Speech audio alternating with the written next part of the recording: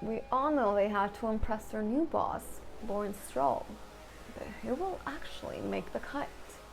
Since Carlos Slim is his sponsor, but now with Stroll in the game, who knows, but Aachen is out.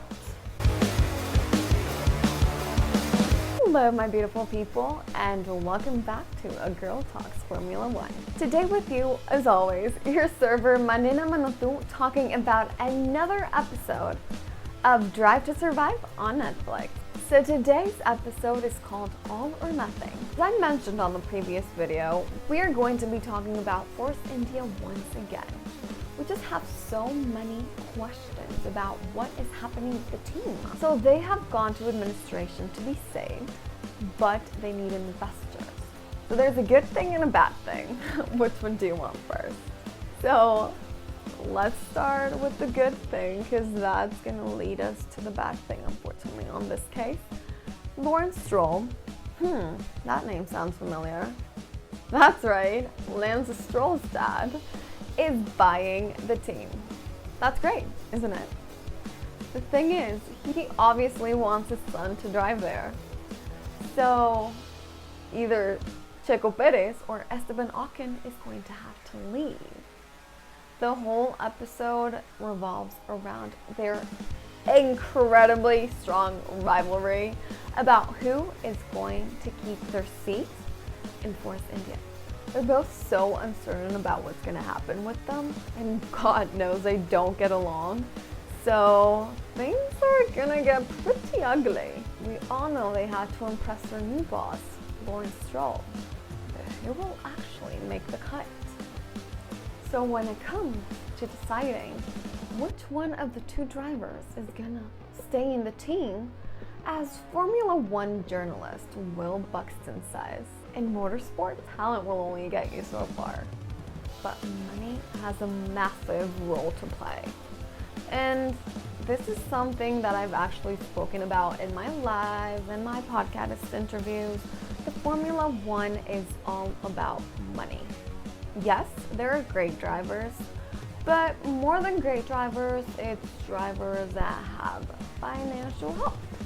In this case, like Checo Perez, he is sponsored than none other by one of the richest men in the world, Carlos Slim.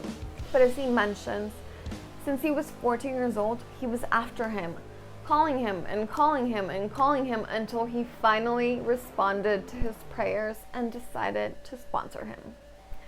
Hooray, Checo! So we all know Sergio has already been in Force India for 8 years now. With Carlos Slim as a sponsor, he has a huge seat in the team. But that was before Stroll came along.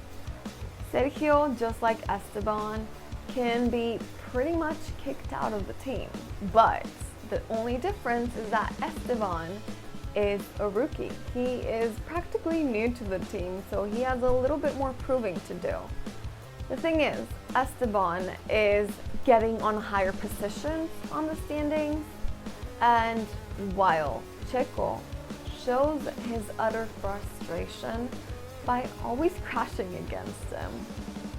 So I really don't like how they put Checo as a bad guy in this season of the Formula One, but I mean, that's not very nice. You can tell who's a little bit more scared than the other to lose their seat. Esteban is kinda peaceful at all times, while Checo does tend to crash a lot against him. And he keeps on saying that it's all about Baku.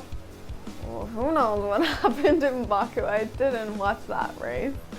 And then he adds, it's not that I'm trying to get revenge over that, but that's where our feud started. Who knows? So as I mentioned before, Checo has a big role in Force India, since Carlos Slim is his sponsor. But now with Stroll on the page, Checo might not have such a big place after all. And it's ironic between Checo and Esteban how their rivalry against each other as teammates is so much stronger than against other drivers. I mean, isn't that what the competition is all about? But just like Otmar says, Once they started understanding how important it was for them to work together, not crash into each other, they got better. In Spa, Checo ended up in 4th place in the qualifying day while raining. As in for Esteban, he ended up in 3rd place in the 2nd row of the standings. So you can understand Checo's frustration. And you can totally see that in Marina Bay in Singapore when Checo crashes against Esteban Ocon.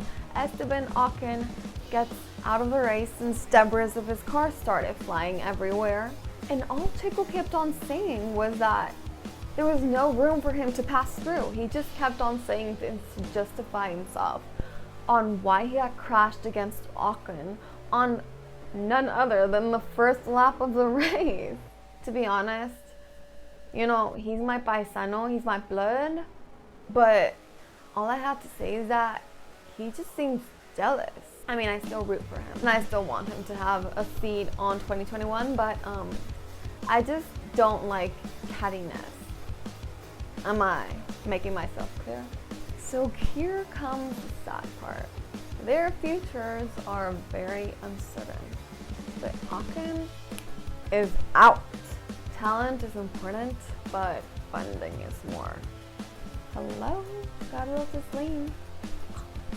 And then one of the best Grand Prix in the world is the Mexican Grand Prix, and this is how we close our chapter today. So they have the race in Mexico. You know that Mexico has one of the most passionate crowds. Mexican people are just party people, and nationalism is strong. Checo has such a huge following, and he's number one for everybody living in Mexico just because, hello, he's Mexican, me included actually. So there's this thing in the Formula One where drivers get very protective about their home Grand Prix and they want to do their best performance, obviously. So in this case, Esteban Ocon just wants to crush Checo Perez. He wants to slap him in the face. Now that he knows he's gone, he just wants to perform better to secure himself a seat in the 2019 Formula One. Esteban Ocon starts in 11th place and Checo starts in 13th. He starts going up positions until he finishes in 8th. Then his brakes started going bad and his car started kind of not stopping, more like the contrary. It couldn't even stop. And cars just kept on passing him by. And he had to retire. And that was the first time he ever had to retire in his home country on a Grand Prix. So that was very sad. So he practically ended in last place. On that race, Esteban Ocon finished in 11th, and he started saying how his dream since he was a little kid was to be a Formula One race driver. Unfortunately, he failed to secure himself a seat on the 2019 season. Thank God he's still young and he has a bright future ahead of him. Anyway, thank you guys so much for watching. See you again next week with another episode of the Formula One.